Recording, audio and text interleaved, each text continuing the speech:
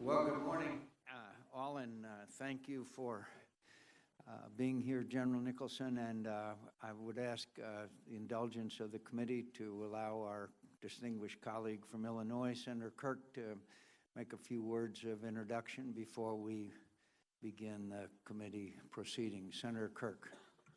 Thank you, Mr. Chairman. I am here to give General Nicholson my highest recommendation. General Nicholson has had 3.5 years of active duty service on the ground, more than any other general officer in the U.S. military.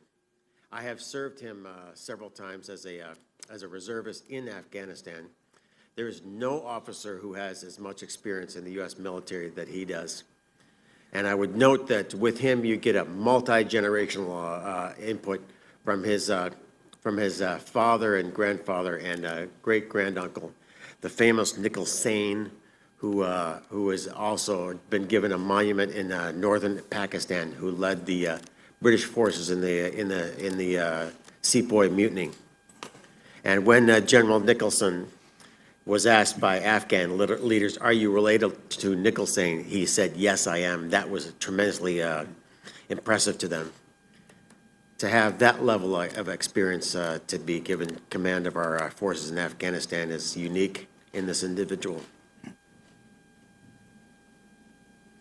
Well, thank you very much, Senator Kirk, and I know you have other responsibilities this morning, but I thank you for taking the time to introduce this distinguished member of the military who we will hear more from today. Thank you, Senator Kirk. The Senate Armed Services Committee meets this morning to consider the nomination of Lieutenant General John Nicholson to be the next commander of U.S. and coalition forces in Afghanistan. General, congratulations on your nomination and welcome. And as our tradition, General Nicholson, we hope you will take the opportunity before your remarks to introduce any family and friends joining you today. And as Senator Kirk mentioned, you have a distinguished family lineage, including your uncle and old friend of members of this committee, Jim Nicholson, and of course your father, General Nicholson, as well. I'd like to begin by thanking you, General, for your many years of distinguished service and your leadership in Afghanistan at a critical time. You've presided over important progress improving the capability and capacity of the Afghan military and developed a strong and productive relationship with the Afghan unity government. When you saw that progress is in danger, insisted that further troop withdrawals should be based on conditions on the ground. While President Obama decided to keep 9,800 U.S. troops in Afghanistan beyond 2016, conditions on the ground in Afghanistan today clearly demand an immediate reevaluation of scheduled American troop withdrawals and this administration's continued adherence to a calendar-based withdrawal rather than a conditions-based withdrawal, which some of us have been urging for many years. In 2001, American forces went to Afghanistan because that was where, under the sanctuary of the Taliban regime, al-Qaeda planned and conducted initial training for the September 11th attacks that killed 3,000 innocent civilians on American soil. Our mission was to ensure that Afghanistan would never again be a safe haven for al-Qaeda or other terrorist groups to attack the United States. That mission has been successful for 14 years, but it's far from over. American forces are carrying out that mission today by performing two critical tasks: counterterrorism and training and advising our Afghan partners. But the reality is that the 5,500 American troops that will be left in Afghanistan at the end of this year, after scheduled withdrawals, will be adequate for one or the other of these critical tasks, not both. This similar American force will inevitably be forced to shoulder a higher, the smaller American force will inevitably be forced to shoulder a higher level of risk to be successful. But another way, the individual American service member deployed to Afghanistan is safer as a part of a force of 9,800 than a force of 5,500. The risk to American forces only grow worse as the terrorist threat in Afghanistan intensifies. We are now confronting threats from a resurgent Taliban, a reviving al-Qaeda, and a rising ISIL. ISIL sanctuary in Syria has been deadly enough. We cannot afford another one in Afghanistan. This complex and expanding terrorist threat tests both our own counterterrorism capacity as well as the capability and capacity of the Afghan military, which is still developing key enablers including intelligence, logistics, special forces, airlift, and close air support. By now, we should have learned from the precipitous withdrawal from Iraq and the disaster that ensued that wars do not end because politicians say so, nor will any politician be able to schedule an end to the threat of radical Islamic terrorism that's emanating from Afghanistan or the region more broadly. That's why, as the security situation in Afghanistan continues to deteriorate, it makes no strategic or military sense to continue the withdrawal of American forces. Indeed, our military commanders increasingly realize that preventing the reemergence of terrorist safe havens in Afghanistan will require a long-term partnership with Afghan government and military, similar to the U.S. role in South Korea or Colombia. The world walked away from Afghanistan once before, and it descended into chaos that contributed to the worst terrorist attack ever against our homeland. We cannot afford to repeat that mistake because the threats we face are real and the stakes are high for the lives of the American people, for the stability of the region, and for the national security of the United States. President Obama cannot turn back the clock on decisions made 4 years ago in Iraq, but he can make decisions now that will empower his successor to do what is necessary to confront the challenges we will face in Afghanistan in 2017 and beyond. It's time to immediately halt U.S. troop withdrawals and eliminate any target date for withdrawal. This will allow American forces to perform the vital tasks of eliminating terrorist threats and building the capacity and capability of Afghan military.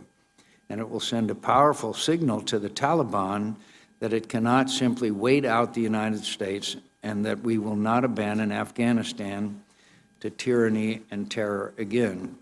General Nicholson, I look forward to your testimony and your assessment of the way ahead. Senator Reid.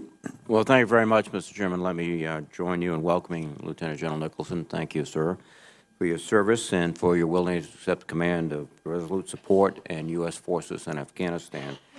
I'd also like to join Senator McCain in welcoming your family, Noreen, thank you, and Carolyn, and also your father, Jack. Thank you, sir, for your service, and your Uncle Jim. Thank you for your distinguished service in many capacities. And as the Chairman pointed out, Lieutenant General Nicholson is uniquely qualified to assume these responsibilities, having spent much of the last 10 years focused on the mission in Afghanistan, including approximately 3.5 years deployed in country, and having held a notable number of relevant U.S. and NATO command positions. Your experience is not only impressive, but will be extremely useful as you assume this new responsibility. I recently traveled to Afghanistan, and it is evident that the past year has been one of significant political and security transition for the country. The transfer of security responsibilities from the coalition to the Afghan National Security Forces, or ANSF, hasn't been without its challenges, as evidenced by the temporary seizure of Kunduz City and other areas by the Taliban. Further complicating the security situation has been the emergence of the so-called Islamic State in the Khorasan province, or ISKP. Operations by the Pakistani military on their side of the border, while a welcome development, have also added to the dynamic security situation by displacing elements of al-Qaeda, the Pakistan Taliban, and other bad actors into Afghanistan. Lieutenant General Nicholson, I look forward to your assessment of what you see as the greatest security challenges with all these forces in play that confront the NSF in the coming year. The ANSF have now had the sole responsibility for securing their country for a little more than a year, and fortunately have remained cohesive and responsive throughout. The ANSF have continued to prove their willingness to fight for and to retake areas contested by the Taliban, while increasing their overall operational capacity under coalition training. Lieutenant General Nicholson, I would also be interested in your thoughts of what you see as the greatest challenges in building this capacity, because ultimately that is going to be the significant force stabilizing the country of Afghanistan and moving forward. With regard to counterterrorism, which is the second mission of our forces, I support the reported recent approval by the White House of targeted strikes against ISKP as part of your mission. Furthermore, the joint operation by Afghan and U.S. forces in October to destroy what was, according to General Campbell, probably the largest al-Qaeda training camp identified since 9/11, is a stark reminder of the group's resilience and the continuing challenge they pose.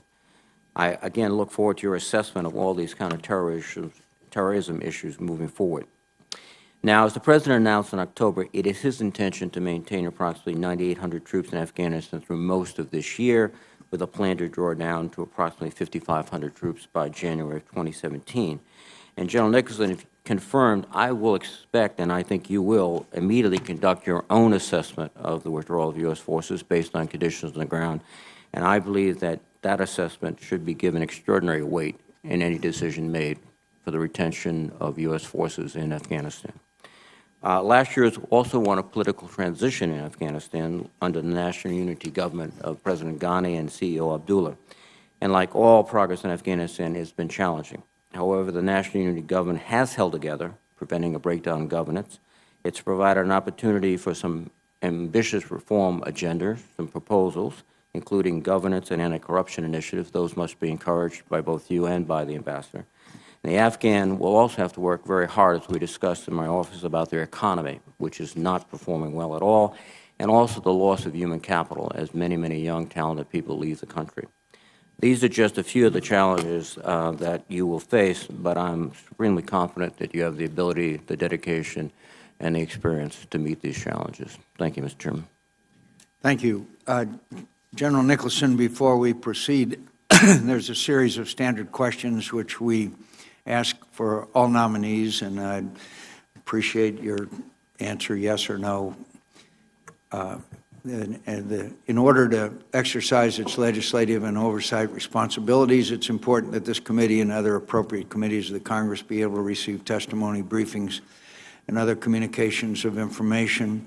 Have you adhered to applicable laws and regulations governing conflicts of interest? Yes, sir. You agree when asked to give your personal views, even if those differ from the administration in power? Yes, sir. Have you assumed any duties or undertaken any actions which would appear to presume the outcome of the confirmation process? No, sir. Will you ensure your staff complies with deadlines established for requested communications, including questions for the record in hearings? Yes, sir. Will you cooperate in providing witnesses and briefers in response to congressional requests? Yes, sir. Will those witnesses be protected from reprisal for their testimony or briefings? Yes, sir. Do you agree, if confirmed, to appear and testify upon request before this committee? Yes, sir.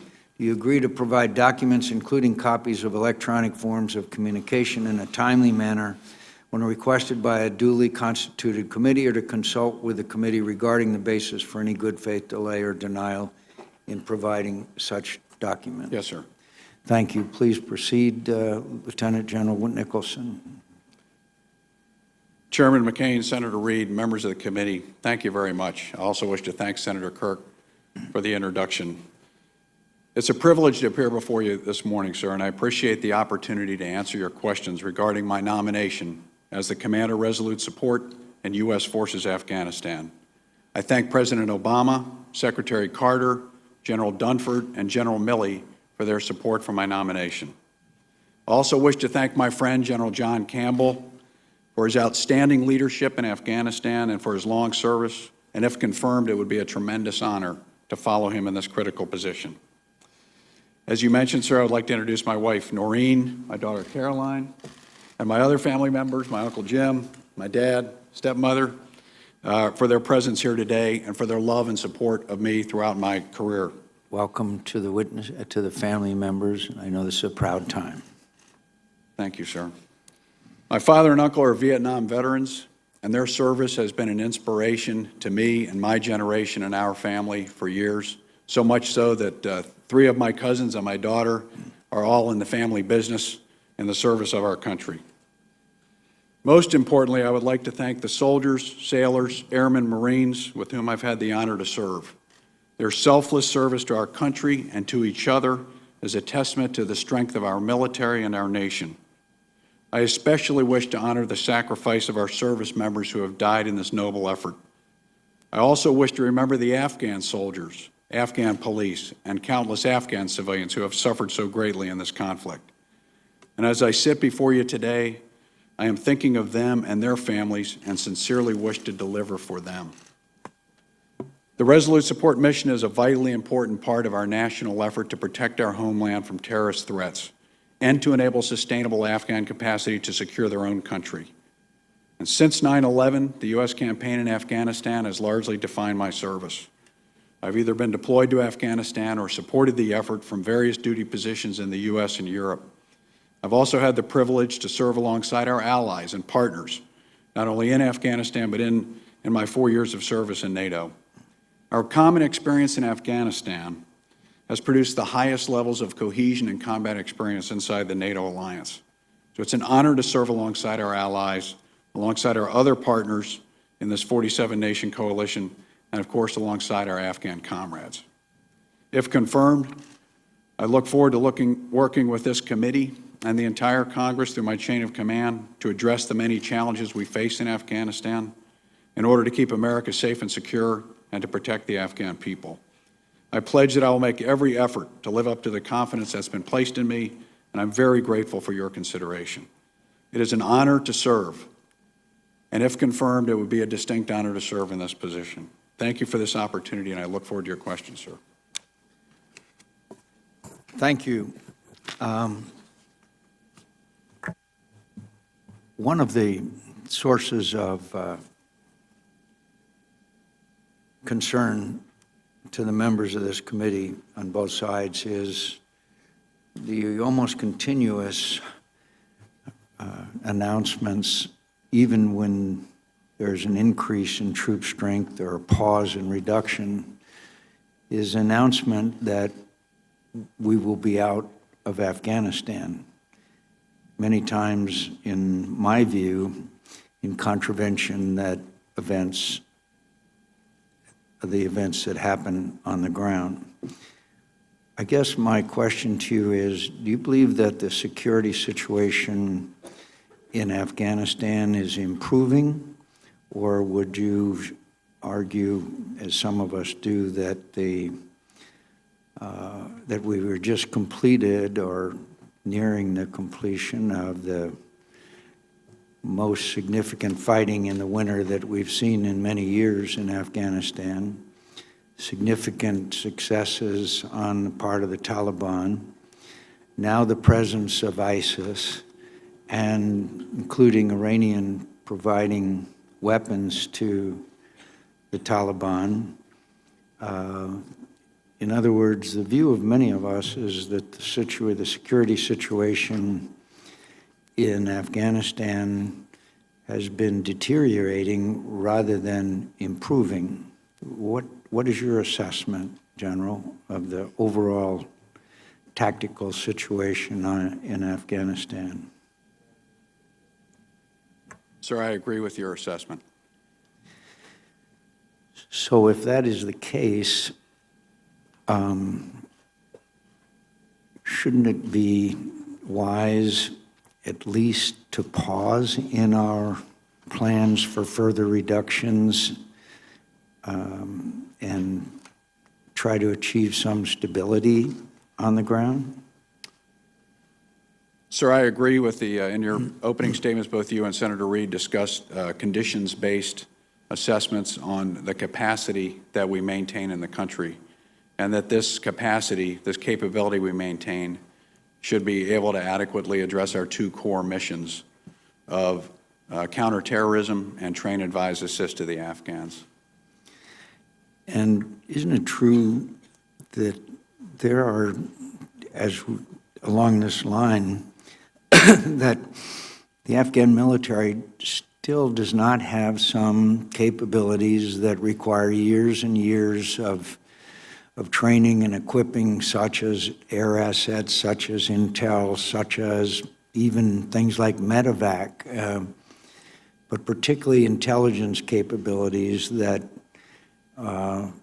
despite their brave fighting, and they certainly, I know from your experience, you agree that they are very brave and tough fighters, amongst the best, but there are certain capabilities that simply take years and years to develop, and they have not achieved of a level of efficiency in those areas. So I guess my question is what areas do you think that the Afghan military still needs United States assistance to improve their capabilities and perhaps turn this tactical situation around? Sir, I wanted to echo your sentiment on the bravery and courage and fighting skill of the individual Afghan soldier. And as you mentioned, sir, I've had the opportunity to fight alongside them, and they're very impressive. And as we've seen, as Senator Reid mentioned, this year was a tough year for the Afghan security services. They took many casualties, and this fighting has continued into the winter. But what we're seeing is an army that has a degree of resiliency. It has not broken. They continue to fight, and they work hard to roll back any Taliban gains. To your specific question, sir, you mentioned some of them. Intelligence is certainly a key capability. The provision of air support, rotary wing aviation, fixed wing aviation, as you mentioned, takes some years to build. The growth of mid-level leaders at the small unit level, where tactics matter and where we combine arms, is extremely important. The use of indirect fire and fire support is extremely important. And perhaps one of the most critical is their casualty treatment and evacuation. Although we've seen improvements, steady growth in all these areas, as you mentioned, in some areas we have years to go, in particular the aviation area. As we all know, one of the biggest problems has been the sanctuary, particularly for the Haqqani network, particularly the involvement of the ISI in Pakistan, which in many cases have been supporting the Haqqani network. And yet the Chief of Staff of the Pakistani Army has been, to those of us that have met him, are very impressed with him. Have you seen any progress in this whole problem with sanctuary for the Taliban in Pakistan? And how serious do you view that problem as it is today? So I view it as a serious problem. And this has been one of the principal challenges, as you well know from your many visits to theater over the years, is the sanctuary that our enemies, in particular the Haqqani network, have enjoyed inside Pakistan. And we have seen, at various times I have seen over my years there, different efforts and different offensives in different parts of the tribal areas. And I note that the Pakistanis have also suffered significant casualties in the tens of thousands in terms of their security forces and their civilians. Most recently, these horrendous attacks on schools that have occurred inside Pakistan. Yet at the same time, sir, I concur, we've not been satisfied that there's adequate pressure put on the Haqqanis. The recent operations in northern Waziristan have helped, as well as their stationing of additional regular PACMEL soldiers in the tribal areas have helped. Some of this has pushed some fighters into Afghanistan, which has contributed perhaps somewhat to, for example, in Nangarhar, some of the issues there. So it's a mixed story, sir, and it's one that requires continuous engagement with the Pakistan military and with General Raheel Sharif, and continuous engagement at the operational and tactical level. And then increasingly, of course, we want to encourage the Afghans and the Pakistan military forces to work more closely together against their common enemies. Senator Reid. Well, thank you very much, Mr. Chairman, and let me thank you for holding this hearing in such a expeditious fashion, because it's so important to have the continuity of command with General Campbell and General Nicholson, and for several reasons. One is that we both have made it clear that your recommendation based on the conditions on the ground is central to any decision. But that recommendation is going to have to be made essentially in the early spring because of the dynamics of changing forces, closing locations, et cetera. Can you give us an idea of when you estimate you have, you will be compelled to make the recommendation, or you feel? Sir, I think after the initial 90 days, I'll have a good sense of where we are, building on the experience we have, and of course, if confirmed, sir, the chance to do some more thorough discussions with General Campbell and with the team on the ground.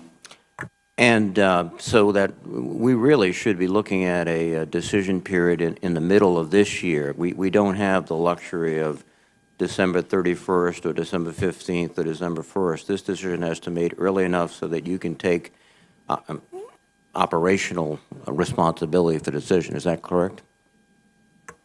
Yes, sir. General Campbell has mentioned his intention to hold the 9,800 through the majority of the year, and then in the latter parts of the year to begin the drawdown. I support that approach, but as you point out, Senator, these decisions take time. Even if a drawdown is going to occur late in the year, we need to start setting the conditions for that earlier. So yes, sir, I agree with your assessment. We would need to have this discussion sooner rather than later. Thank you very much, General.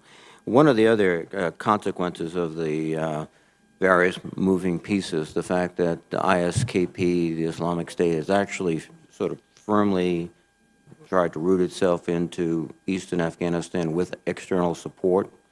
The Pakistan military is forcing terrorists into that part of the country. And just to follow up on Senator McCain's point about the General Raheel, who is a very distinguished Chief of Staff, he has announced his resignation, which I think that's correct. His announcement, at least. Is that correct?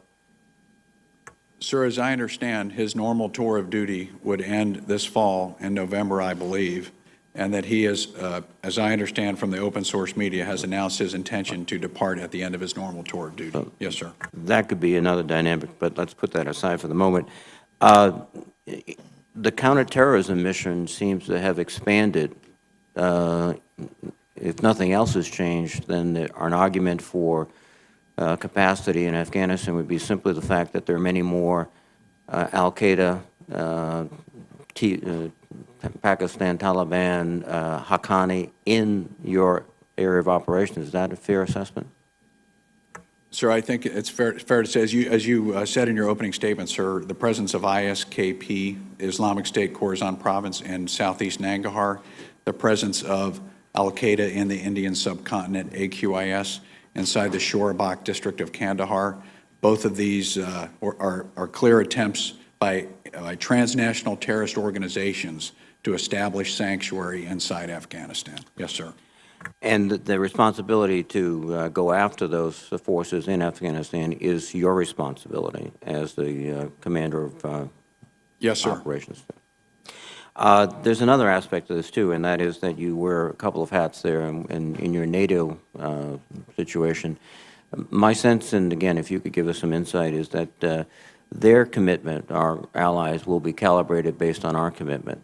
And so the sooner we make a decision, it will be at least clearer to them what they must do and what they will do. Is that accurate also? Yes, sir. Again, your service throughout has been extraordinary. There are very few people that have been proposed for a mission that have actually sort of spent years from, I think you were in 07, the first time you were deployed there, all the way up, learning, as we all do, through trial and error and experience. So I think, again, you are superbly prepared to assume this responsibility. And thank you very much. Thank you, Mr. Chairman. Senator Thank you, General, for your distinguished service and willing to serve in this important position, and to your family as well. I wanted to ask, based on the administration's announcement that, in fact, they will reduce the number of troops in Afghanistan to 5,500 by January 1st of 2017, you named a number of areas where the Afghan forces still have some significant challenges. I just looked at your list. I saw intelligence, air support, mid-level leaders, fire support, casualty treatment. Given that we've made this announcement, I want to understand what's the military rationale for reducing our force posture by 44% and announcing that a year in advance? And also, what is it that we won't be able to do when we go down to 5,500? Because one of the discussions we previously had with your predecessor, General Campbell, when when there was a discussion about essentially bringing us down to an embassy presence, what is it that we'll be able to do with 5,500 beyond an embassy presence? So if you can help us understand the military rationale and what risks we're taking on by going down to 5,500, I think it's important for us to understand that. Thank you, Senator. And Senator, the two core missions, as you know, for Operation Resolute support and U.S. Forces-Afghanistan.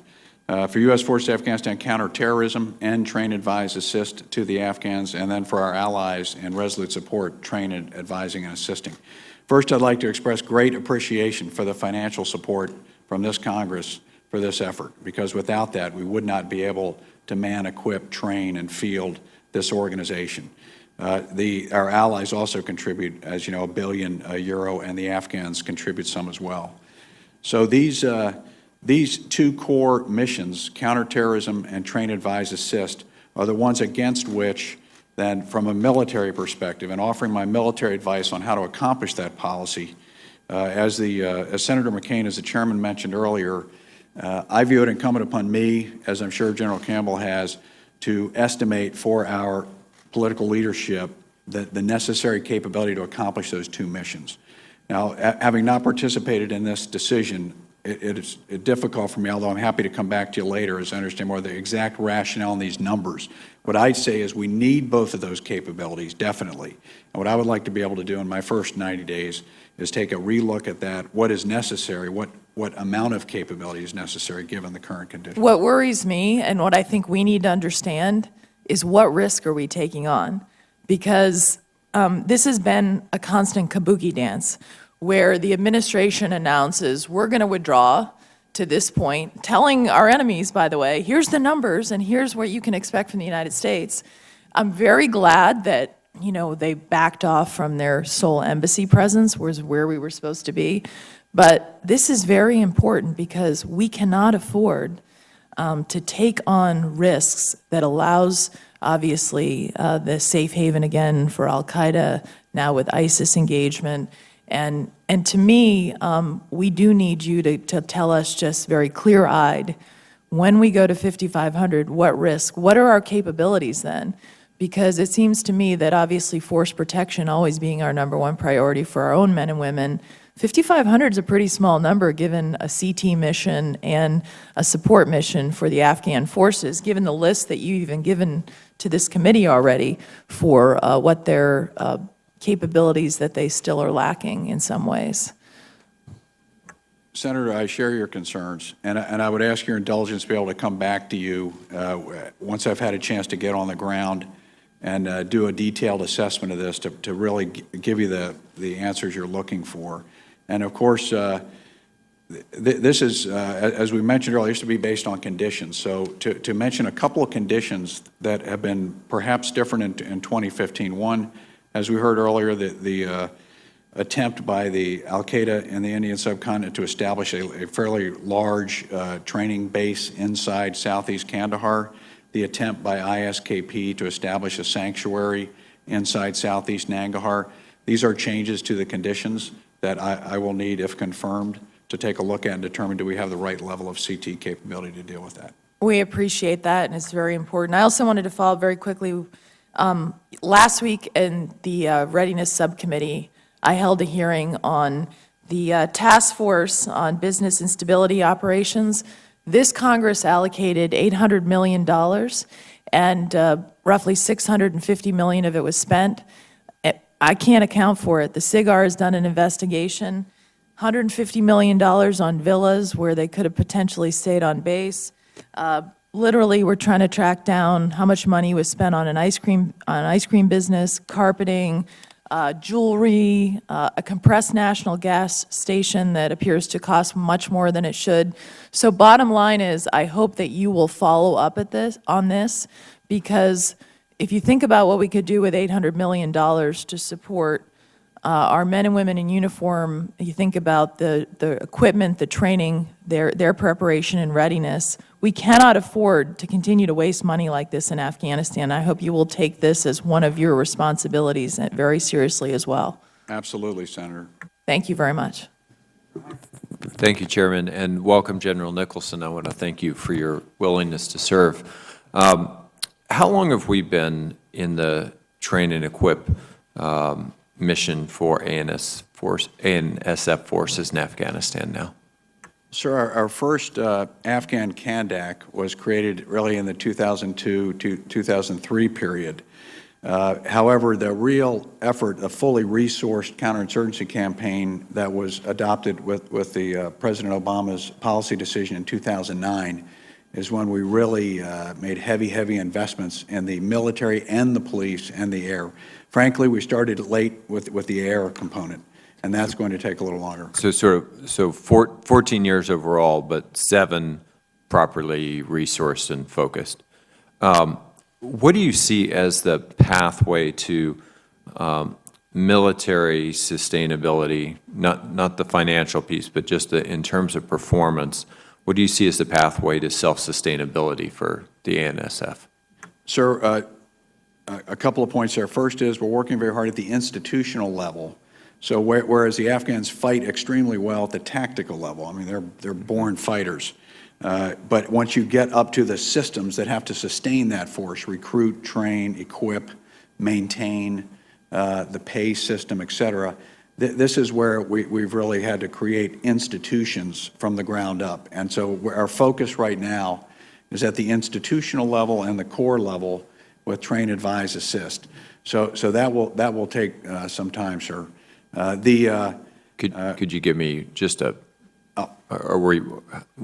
some time, I mean, obviously, we've been at this a while, so what does some time mean? Yes, sir. And sir, that, again, I'd like to give you the kind of answer you deserve here, sir, and need, because, again, we greatly appreciate the resources Congress has provided for this. I would like to get on the ground and analyze each of these 8 areas that we're focused on, and then be able to come back with something a little more concrete. I can tell you, though, sir, again, the air piece will take a little longer for a number of reasons, and some of these other enabling systems. As far as the end state, you mentioned this, sir, and what are we looking for? So this is Afghanistan. There will always be some level of violence in Afghanistan. So from my perspective, the ability of the security forces to maintain that level of violence and, for their part, prevent the reemergence of these sanctuaries, and with our help on the CT side, this is really the standard we're looking for. We're not trying to create a Western-style society here. We are looking at an adequate level of security to prevent the reemergence of transnational terrorist threats. You mentioned, I think we contribute about $4 billion a year to this effort. You mentioned a €1 billion contribution from the EU. Of the total cost of this effort, how much is borne by Afghanistan? Sir, in a percentage basis? Sir, as I understand, currently it's about $500 million, and so $3.5 billion from the U.S., $1 billion from other contributors, and then about $500 million, with an objective, of course, of that increasing over time. Do you see any pathway to ever reaching sustainability from a financial point of view? Sir, there would be 2 ways that would occur. One is, of course, the economic development of Afghanistan, and President Ghani has a number of thoughts about that and has initiated that in many respects. Of course, the second way is ultimately to reduce the size of the security services, and this has been discussed previously. The challenge there, of course, is the conditions on the ground right now don't merit a reduction. So I'm going to change gears a little bit here. When I was in the Kandahar area a number of years ago, one of the things that I found very interesting was that people did not want to commit to the kind of farming that produced crops that were unstable. In other words, if you grew melons or anything else that when you got to the border checkpoint, somebody could tell you, if you don't pay a bribe, you're just going to have to sit and wait a few days while your produce rot. So people would invest in things that were stable, and that included opium as well as other more legitimate crops like raisins, which they knew couldn't be subject to that kind of corruption. What are your thoughts, given your experience in Afghanistan, as to how we get a handle on what is probably a $22 billion opium trade at this point? Yes, sir. Well, as you mentioned, of course, the military is in a supporting capacity when it comes to counter-narcotics policy to other agencies of the government and the international community. And I'm not asking for a military answer. It's that what right, sir. can we do? What should we be doing? Not necessarily asking you to solve the problem. Yes, sir. Sir, and your visit to Kandahar, as you know, this used to be the breadbasket not only of Afghanistan but the entire region. And so when you look at initiatives like the Silk Road Initiative or TAPI, I mean, these are long-term initiatives, and much of the work that has been done by USAID, in Kandahar in particular, CETA, and DFID, the British Development Agency, and then other agencies like the Asian Development Bank and others, there's been significant investment in the value chains for many of these products that you've mentioned. The challenge, of course, they face is they may be able to grow the melons, but they don't have refrigeration or they don't have these other things. So the great effort gone in, and that, of course, the value chain rests on infrastructure, power, water, roads. And so these have all been the subject of intense effort and investment by the international community for years. So ideally, at some point, they're able to return to that. But in this current environment of conflict, it's extremely difficult for these farmers, as you saw when you were there, sir. And these people are very hardworking. They're willing, they accept hardship with the dignity and grace that we in the West find very admirable, and we should. But they at the end of the day, they have to survive. And so I think they fall back on, as you just articulated, these things they know work. And so production of opium and then being paid in advance at the farm gate for their product, as opposed to having to try to take it to market over a dangerous route that may not work. These are the choices they make, and these are choices to survive. And so until we can create a stable enough environment for some of these economic development initiatives to take hold, I think we're going to have this problem for some time to come. I apologize, Mr. Chair, for going over my time. Thank you, Mr. Chair, and thank you, Lieutenant General, for your great service to our country, especially the time that you spent in the 75th Ranger Regiment. So, and I also want to thank your family as well for being here today. It's great to see that you have such a great support group.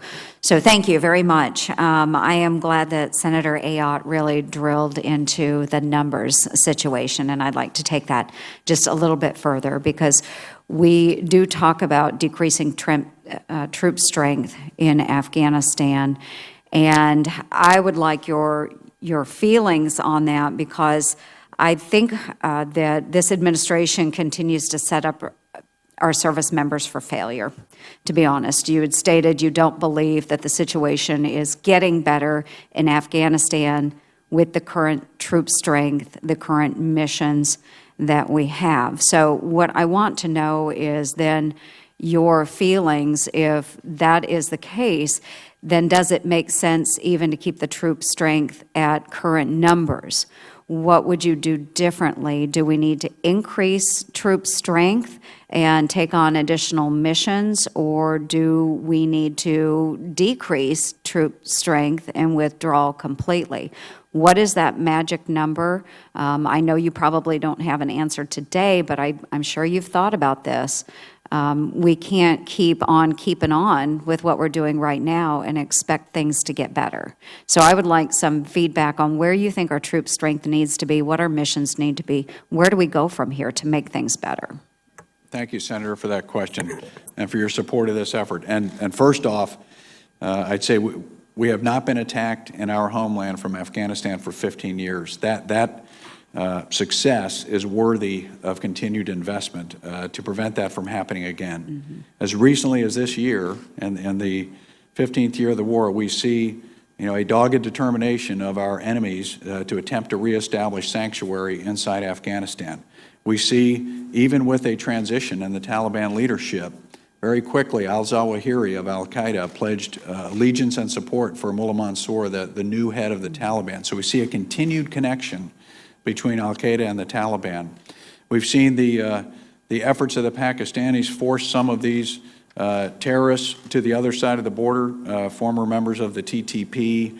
We have members of other terrorist organizations that have joined together to form ISKP, so we see their attempt to get in there. So back to our first principle of preventing an attack on the homeland, we still see attempts by terrorist organizations to get into Afghanistan, and we see linkages between them and the Taliban. So this, again, as a first principle, requires our continued focus and effort. So then the question in my mind then is what level of investment is necessary to accomplish the CT mission?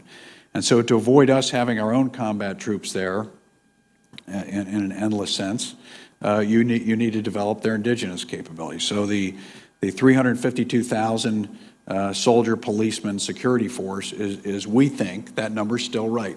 That's the right number. As I mentioned before, we don't see this original projections for a drawdown have to be looked at in terms of when that would occur. But then we need to get this force, of course, to a level to be able to prevent reemergence of sanctuaries, and that means preventing the Taliban from taking over areas, because then because of the connection, we see they would potentially invite al-Qaeda back in. So this means train, advise, assist is important. So the two critical parts of our policy, counterterrorism and train, advise, assist, in my military opinion, are the correct ones. The issue is, as we discussed, is what capability in each of those areas do we need going forward. So I would not advocate, ma'am, for a change to the policy. That's my role, of course, is to deliver how to execute the policy militarily. I think those two components are necessary.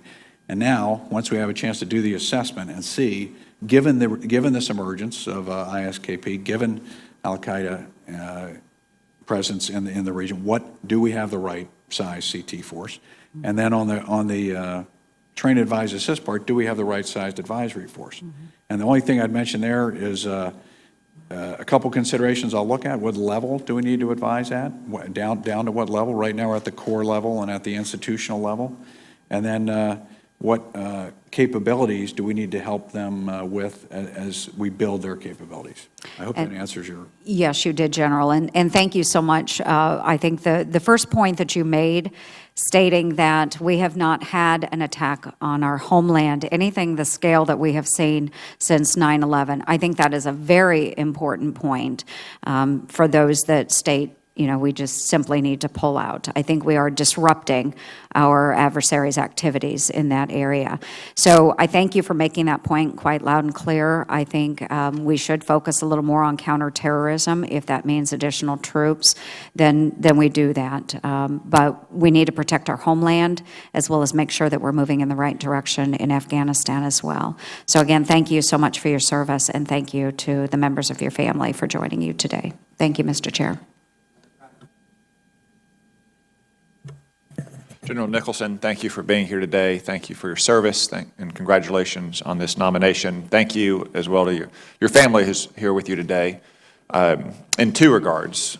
One, while in my experience veterans of combat are the last people who want to go off into combat again, they're also the first to do their duty. And family members often have to stay behind at home and wonder if they're safe at home. So thank you for many years of doing that as a representative of all the family members in our armed forces. And second, multi-generation, multi-member family of our armed services, which is a reminder that a very small percentage of Americans currently shoulder the load of our armed forces. And when you look at the number of multiple family members who do so, it's even smaller, often from places like Arkansas or Arizona or Iowa. So we appreciate your family's decorated service. So you're going to be replacing General John Campbell, who was a former commanding general of the 101st Airborne. Looking through your bio here and looking at your right pocket there, I see lots of service at the 82nd Airborne, but I see no service at the 101st. Is that correct? I did wear the 101st on my right and left shoulders when I was in RC South in Afghanistan, but I've not served at Fort Campbell Center. Thank you. Well, I hope you can overcome this deficiency in your background. I trust that our committee members will see fit to confirm an All-American, particularly if you can get some Screaming Eagles on your team in Afghanistan. But in seriousness, I want to associate myself with the comments and the questions of Senator McCain, Senator Ayotte, and Senator Ernst. I also want to raise another screaming eagle, General David Petraeus. I would assume that you've worked with him on occasion, perhaps even in Afghanistan. Do you view David Petraeus as a source of trusted counsel and insight into current operations in Afghanistan? Yes, I do, Senator. I work for General Petraeus in Afghanistan as his Deputy Commanding General for Operations. Are you aware of an article he wrote with Michael O'Hanlon in the Washington Post 2 weeks ago called "It's Time to Unleash America's Air Power in Afghanistan"? Yes, sir, I've seen that. Okay, I'd just like to quote here from what General Petraeus wrote. At present, U.S. and NATO air power in Afghanistan is used only to, 1, attack validated al-Qaeda targets, 2, to counter specific individuals or groups who have attacked coalition forces previously, and 3, to respond directly to attacks on coalition forces. According to leaders on the ground, U.S. and NATO forces are otherwise not allowed to attack Taliban targets. General Petraeus goes on to cite that there are only 400 sorties last year, which is a fall of almost 2/3 since 2014, and a fall of more than 2,000 sorties since 2010. Do you agree with his advice that it is time to unleash American air power in Afghanistan? And if so, what would that look like? Thanks for that question, Senator. And of course, President Ghani has asked for help in bridging the CAS gap. As you know, Senator, we have a long-range plan, but the challenge is right now we have a shortfall in Afghan air power. They are our principal force combating the Taliban. We focus on force protection and CT. So hence the gap. I wanted to just take a second to explain why we have a gap. And then eventually, as the Afghan Air Force and Army Aviation is trained, they'll be able to fill that gap. So in the interim, then the question is what to do. And I know I've not had the opportunity to talk to General Campbell about this specific issue, but I know he has thoughts on this, and he has made some recommendations. There is a conversation going on inside Department of Defense right now about some of his thoughts on this and other subjects in 2015, looking ahead to 2016. At this point, I'm not confirmed. I don't want to insert myself in his dialogue with his chain of command, but I look forward to doing my own assessment when I get on the ground, because filling this gap is important in order to enable these brave Afghan soldiers to take the fight to the Taliban. So I agree that we need to address this gap, as President Ghani's requested and as General Petraeus has highlighted. Thank you. Given how decisive an advantage American air power provides us, as well as President Ghani's comments, I hope you'll take a close look at that.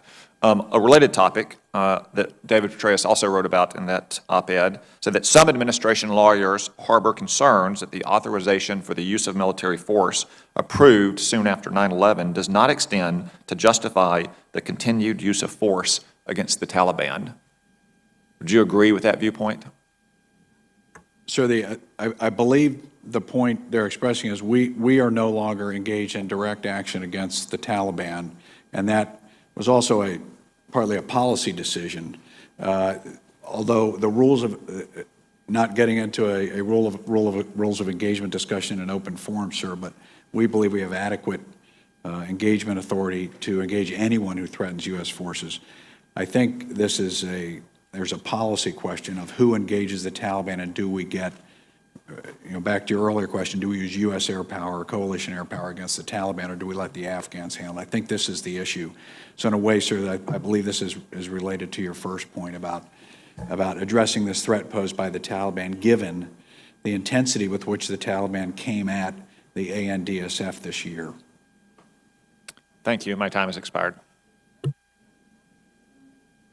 Thank you, Mr. Chairman, and I want to thank you for assuming this responsibility, to all your family, to your Uncle Jim, who served as a Veterans Secretary when I was in the House. Thank you very much for everything you did for our veterans during that time. I guess the question is, so what is our goal when you go to Afghanistan? Is it to make sure the Taliban doesn't get another foot of ground?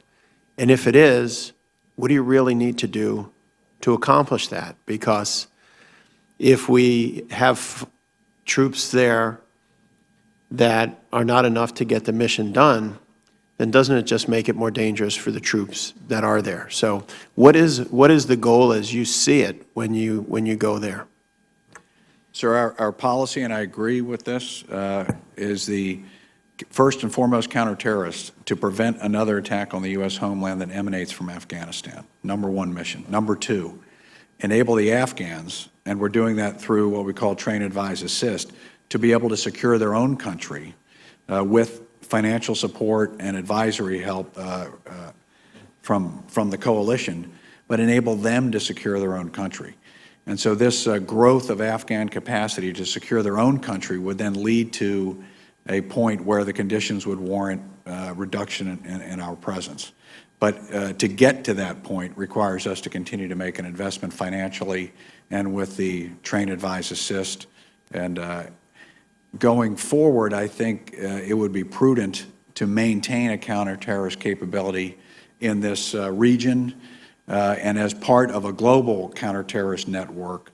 And our Afghan allies are very willing and supportive partners in that effort.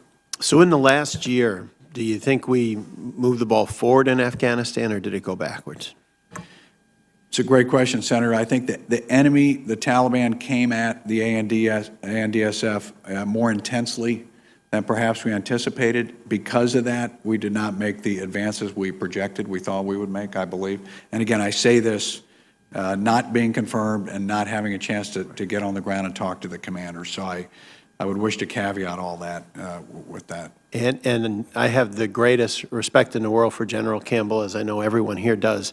But one of the old sayings is plan for the worst and hope for the best. So how do we plan for the worst scenario in Afghanistan? What do we need to do? How do we need to make sure that the sacrifices that have been made don't get washed away? Sir, I believe we need to have an adequate counterterrorist force in place. First and foremost, back to job number one is preventing an attack. So as we assess the potential growth of AQIS, we saw this attempt by them to establish a fairly extensive training base in southeast Kandahar. As we assess the attempt of ISKP to get into Nangarhar, we then go back and look at the adequacy of our CT capability to deal with that. And then secondly, we look at the challenges the Afghan security forces faced in 2015 and see if that drives a need to recalibrate the level of support we provide them in 2016. One of the things looking forward is when we look at troop levels, and I know you said I need to get on the ground there and start to get a better handle on everything that's going on to figure that out. And I trust you will, but we desperately need you to let us know what you really need. If it's 10,000 that's needed to be effective, then tell us it's 10. If it's 5, tell us it's 5. But I can't think of a worse scenario than to need 10 and to have 5 and to try to in effect almost be like somebody who's trying to paint 4 walls of the room at the same time with one paintbrush. If we don't have enough there, it's just going to make it worse and worse and worse. And so what we don't want to do is go backwards. What we really need is for you to, and if it's 12 or 13 or 14, just let us know, because you don't control the day you get there. You don't control exactly how many you need, meaning they may want to shoo you into a 5 number, but if the number's 14, then the number's 14. I mean, we can't make a peach and orange, and so we really need to hear unvarnished exactly what the situation is and exactly what you need to have success. Senator, thanks for that encouragement, and thanks for your indulgence as in discussing with the chairman and the ranking member on giving me the opportunity to do an assessment on the ground. Yeah. And the message is coming across loud and clear from every member of this committee that you really are looking for that best military advice, and I greatly appreciate that, and I will provide that. Well, we appreciate your service in taking on this mission. We wish you Godspeed, and just let us know what you need. Thank you.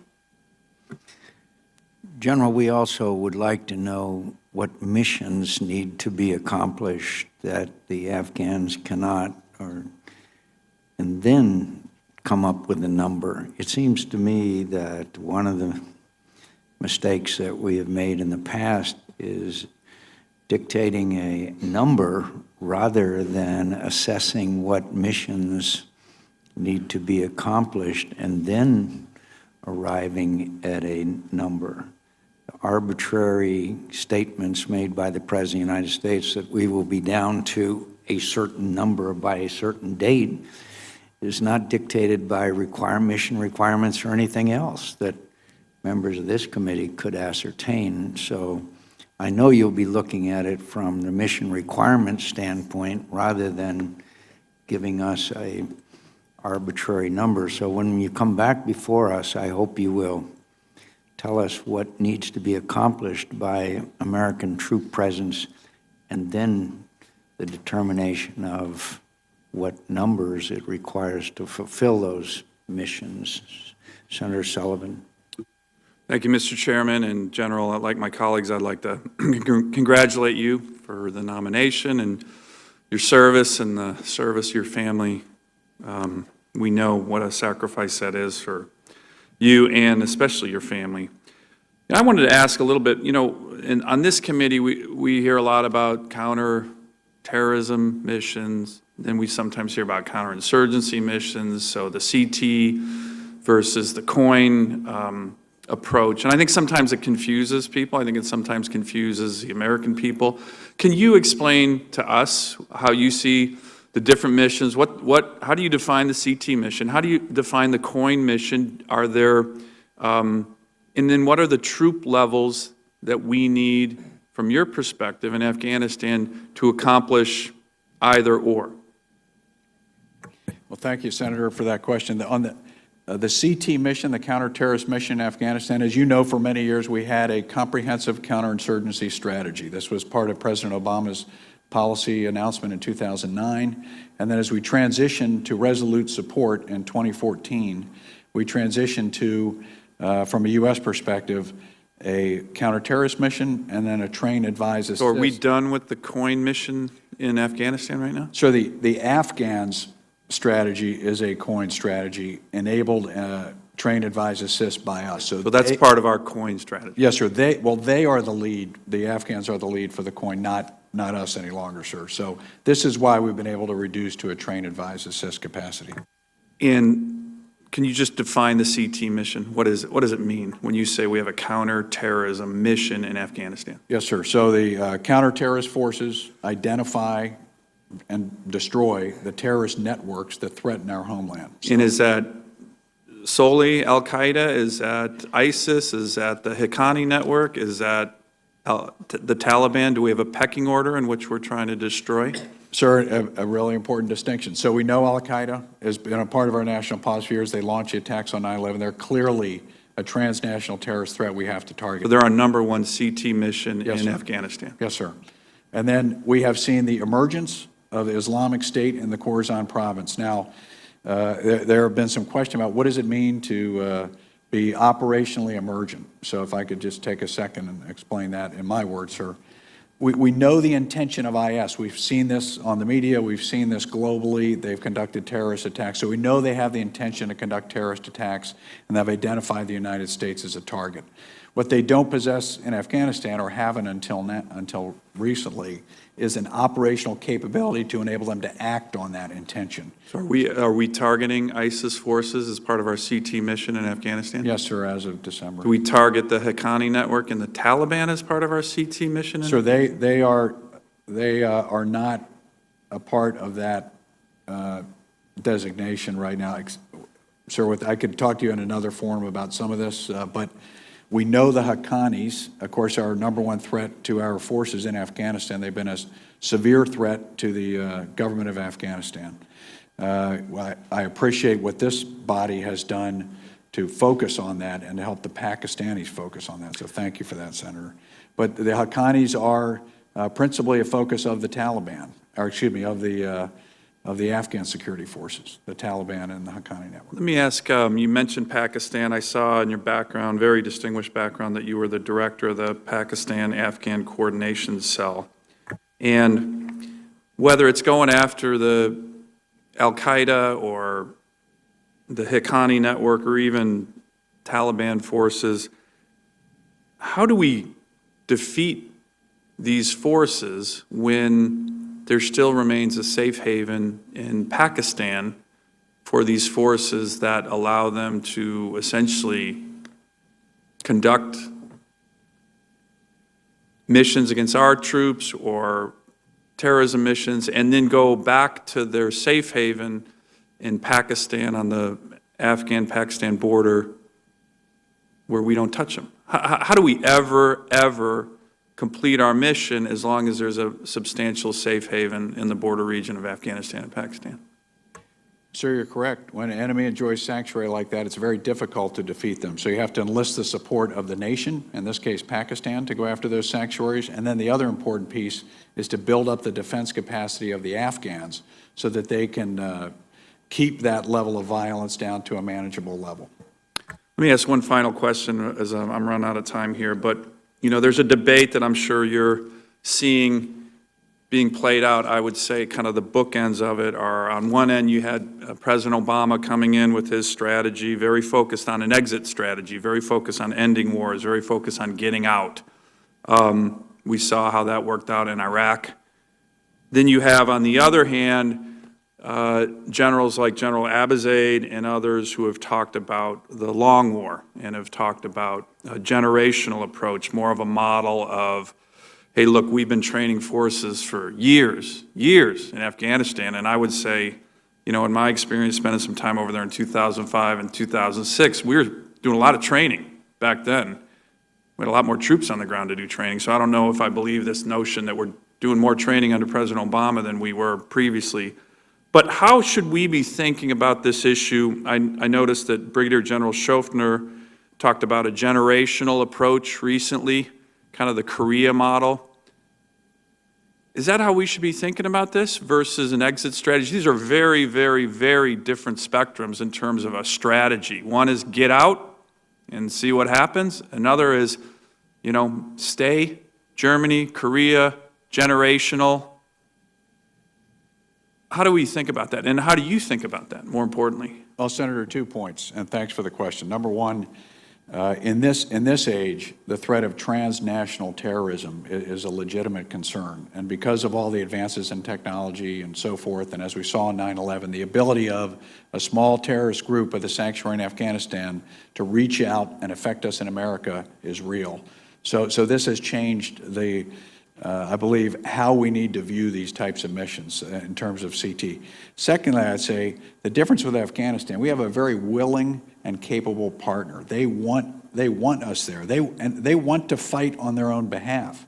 I have talked to many Afghans who have, I talked to an Afghan mother who said she weeps more bitterly when a U.S. service member dies because of all they have given up to come to her country and fight on their behalf. And I've heard the same thing from Afghan soldiers. And so they view it as a matter of pride to defend themselves. So when we have an ally like that who needs some assistance, to me, the investment in them then will pay dividends in the future because they're willing to do the heavy lifting themselves. So I think we do need to think about an enduring commitment to the Afghans, as the President said in his October announcement on the policy shift. We have an enduring connection with Afghanistan that will sustain. And so the level of that, sir, is where I hope to provide my best military advice on how to accomplish that policy. And I appreciate the chance to come back to you and the committee later with my assessment of that. Thank you. Thank you, Mr. Chairman. Thanks, Mr. Chairman. General Nicholson, thank you for being here. Thank you for your extraordinary service to our nation and for your continuing service in the role that you're about to assume. I have a question not so much about the flow of people across the Pakistan-Afghan border, but the flow of bomb-making material, the components of IEDs that continue to inflict casualties on our forces and our allies. Are you satisfied, from what you know, with the efforts that the Pakistanis are making against the factories and other sources of, whether it's fertilizer or other bomb-making materials that go into the IEDs that inflict these kinds of grave losses. Thank you, Senator, for raising that issue. The majority of the casualties in the Afghan police, for example, are caused by IEDs, 2/3. And so this remains a serious problem. And as you know, many of the casualties we suffered and our soldiers were caused by IEDs. And the difficulty in dealing with this is the availability of these components. You mentioned homemade explosives that can be made from fertilizer that is produced globally, but in Pakistan, the significant amount. So, Senator, I'd like to be able to come back to you with a specific assessment. I did work this issue specifically when I was at JIATO and in Afghanistan. I don't have a current, up-to-date sense of where we are with the Pakistanis, but I know this has been the subject of intense effort on our part to reduce the flow of these precursor materials across the border where they can be assembled into bombs. So if you're okay with that, Senator, I'd like to come back to you with a more detailed answer. I would appreciate it. It's been a subject of intense effort, I know, on your part, on all of our part, and also a source of intense frustration, often because, as you have observed very correctly, the IEDs have inflicted such massive and serious casualties on our own troops and now on the Afghan police and their military, and it remains a source of frustration and concern to me, and I know many of my colleagues, so I'd appreciate that greater information. I want to ask a question about the general subject of post-traumatic stress, known as post-traumatic stress disorder, but I prefer to refer to it as post-traumatic stress. I know it's a subject of concern to many of our military leaders, rightly so, and your assessment about whether our nation is doing enough about post-traumatic stress, especially as a cause of suicide and other related kinds of emotional health disorders. Well, thank you, Senator, for your support of our soldiers, our service members in this area. And I'll speak now as a former division commander, where we dealt with this issue, and one of the manifestations, as you mentioned, sir, is suicides. And so this is a terrible event in the life not only of the family involved, but also in a unit, because it's a member of the family. And what we found is because of the intense effort we put into trying to understand the problems, there's an education issue, and get leaders and peers and support networks more engaged so they see the signs of an issue, and then the ability to intervene and coaching people to intervene when they need to help save a life. I think we are starting to see positive results of this effort.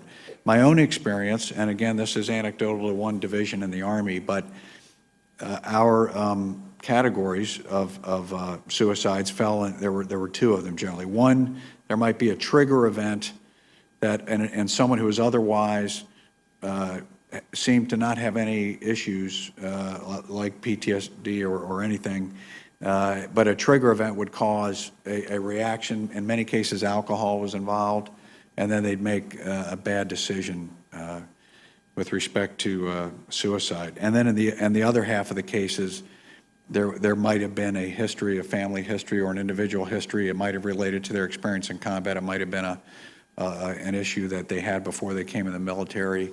And those issues, we had to work closely with our medical professionals, respecting medical rules about privacy, but also getting enough information so we understood when someone was potentially in crisis.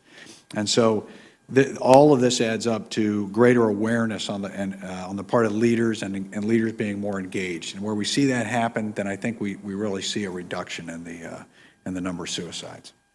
Thank you for that very very insightful answer, and I appreciate your work on that issue as well, and I look forward to your continued service, and thank you very, very much. And I want to thank the chairman for his work on the suicide issue. He and I worked on a bill called the Clay Hunt Veteran Suicide Prevention Bill, which addressed some of the manifestations that you've mentioned, and thank you very much. Thanks, Mr. Chairman. Good morning, General. Thank you for being here, and welcome to all the family members. You should be very proud. Also want to just say hello for the folks down at Fort Bragg and Fayetteville who remember you fondly for the time that you were down there. I hope y'all had a good time, and I hope it's on your short list many, many years from now when you retire. But I have a couple of questions. One, I met with a number of other members with President Ghani when we were in Afghanistan last year. And he's working hard to address the corruption issues within the government. It's a lot of challenges there. I think he's made progress. One of the things that he said that he is trying to focus on are other things that will stabilize the country long term, dealing with infrastructure projects and getting out and gaining additional support from the population. What role, if any, do we play in that? Sir, this, as General John Allen recently pointed out, he viewed corruption as the #1 problem there. Senator Cotton asked earlier about my time with General Petraeus. We had an organization called Task Force Shafafiyat, which was very focused on how do we eliminate corruption. We continue these efforts with our oversight of how our dollars are spent. We have a great partner in President Ghani, as you pointed out, sir, who really is committed to this. And so I believe at the senior levels of the Afghan government, we see a genuine commitment to eliminating corruption. Part of the way we get after this, if confirmed in my area of responsibility, would be through things like the pay system, where instead of cash exchanging hands with all the potential to be siphoned off, we pay soldiers through an automated system where the soldier gets their full amount of money. That's not universal yet in all of the Afghan security forces, but that's one example. And I know when I get on the ground, sir, if confirmed, to meet with our team that's working inside the ministries to ensure that this oversight and accountability is improved. We have some work to do there. As you know, President Ghani pulled up contracting authority to his level because he wasn't satisfied that it could be done without problems at a lower level. So this was one of the encouraging measures. However, that's also slowed down our ability to do contracting. So this is an area I'll be jumping into, sir, and we'll include this in the assessment that I would provide back. General, if I look ahead, and there's no way I could do your job, but if I were looking ahead and worried or thinking about things that I'd be concerned with in your job, I'd like to know whether or not you are. One, going forward are the levels, and I think others ask questions about your level of comfort with the current troop reductions. The other one relates to funding that it's my understanding, I think in 2017, the level of funding that has been used to this point to reinvigorate Kabul and to kind of get the economy back on track there's a cliff out there, as I understand it, where there's not necessarily a revenue stream that we've identified, either from the United States or from other partners. How does that make your job more difficult if that isn't addressed over the course of this year? Because I believe economically it starts hitting them 14 months out. Well, sir, you're exactly right. I mean, one of the positive outcomes of a more stable environment provided by the security forces is the chance for the economy to grow. And so that would be a problem, sir, absolutely. If a viable economy takes hold, and of course there's great potential in Afghanistan for the extractive industries, and of course as Afghanistan is a transit route for the TAPI pipeline, I mentioned the Silk Road Initiative before, if there were increased trade between the countries of the region using Afghanistan for that, then all this would contribute to an Afghan economy. Part of the problem with migrants out of Afghanistan that we've seen, and many of them end up in Europe, where I now serve in NATO, there is a sense of, one, insecurity, but also no work. And so there's some economic issues associated with migration. And then when you couple that with the demographics of the youth bulge in Afghanistan, so you have many young people who are looking for jobs. We've improved education. That's a major plus. But these increasingly educated young people now don't have economic opportunity inside the country. I just think that going forward, it's important for us. We all have our concerns. I'm not going to ask questions that were asked earlier about troop reductions and the strategy in country, but I think we also have to open the aperture and take a look at the other things that are going on in terms of infrastructure build-out, the economic impact of a lack of funding going forward, because Afghanistan doesn't have an economy that can make up for that now, and how that actually potentially threatens the security of the region or the security of our men and women who are over there. Thank you. Thank you. I think the President chose wisely. You'll do a great job. You're very Afghan fluent. You've been over there a long time, and to your family, I know this is an honor and a burden all at the same time. Would we fight for Kandahar? If there was an offensive tomorrow, or next week, or next month, where the Taliban were able to generate forces to put Kandahar at risk, would we sit on the sidelines like we did in Mosul, or would you recommend that we fight to keep Kandahar from falling into the hands of the Taliban? Sir, we need to prevent Kandahar from falling into the hands of So the Taliban. your recommendation as the military commander is that we should use American boots on the ground, combat power to protect Kandahar if it came to that? Sir, before that, I would look at the authorities that have and in extremis authorities. I'm just not authorities, your recommendation. In Kandahar, the spiritual home of the Taliban? Absolutely, sir. Kandahar is important, I just want the American people to know that we're not going to let Iraq happen in Afghanistan. If there's a sustained effort by the Taliban to take a major city, we should not sit on the sidelines and let that happen. That is not in our national security interest, is I it? agree, sir. Thank you. Counterterrorism.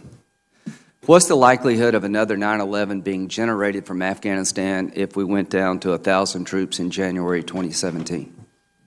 Sir, I'd be concerned that we would not be able to perform our counterterrorist mission. Would you say it would be high? It would be definitely higher, sir. Okay.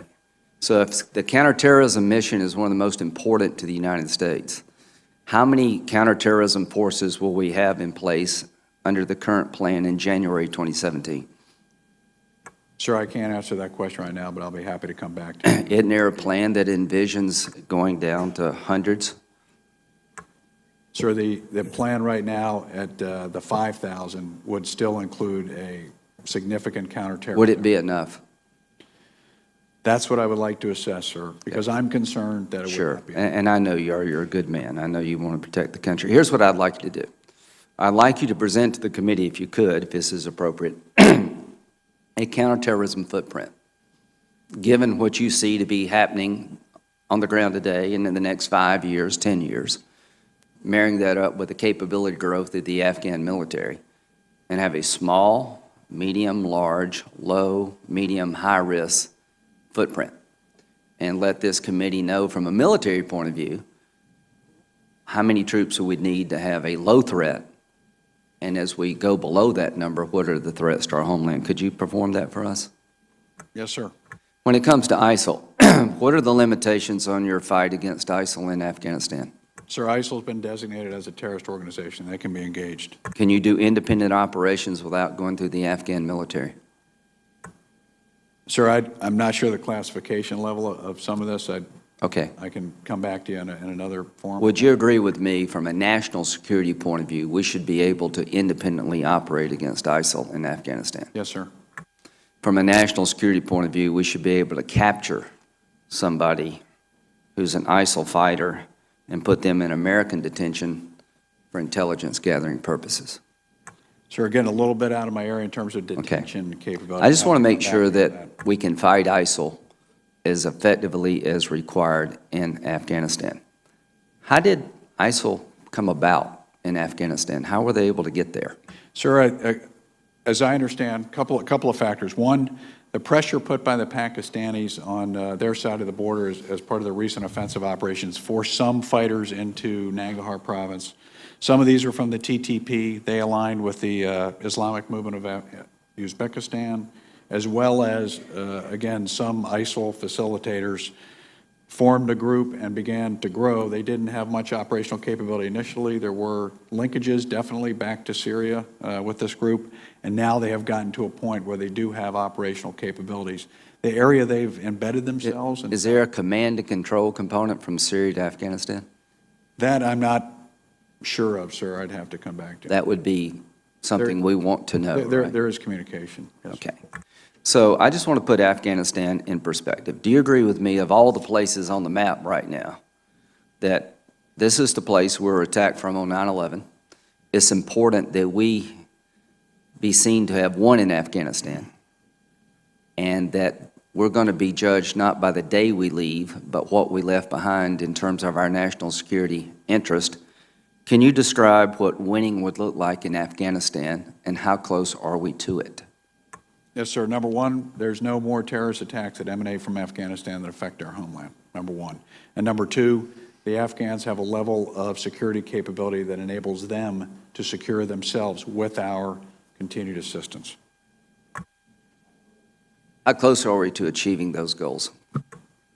Sir, I'd like to get on the ground and do my assessment, and I can give you a better answer.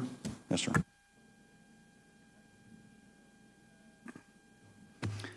Well, General, we thank you for your testimony.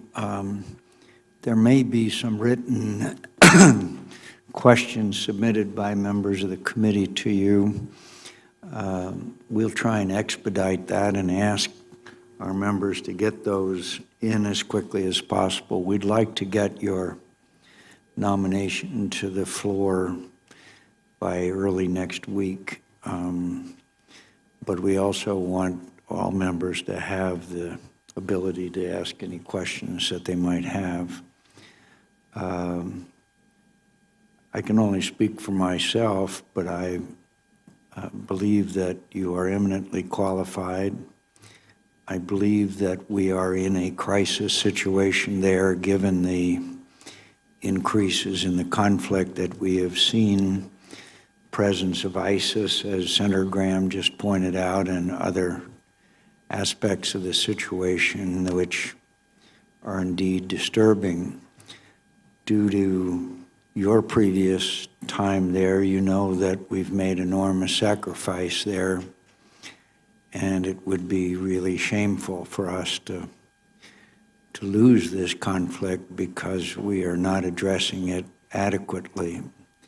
So we thank you, we thank your family for their service, and we'll look forward to your return in some months from now after your confirmation, so you can give us your assessment. In fact, earlier the better, so you can give us your assessment of the situation on the ground. Senator Reid?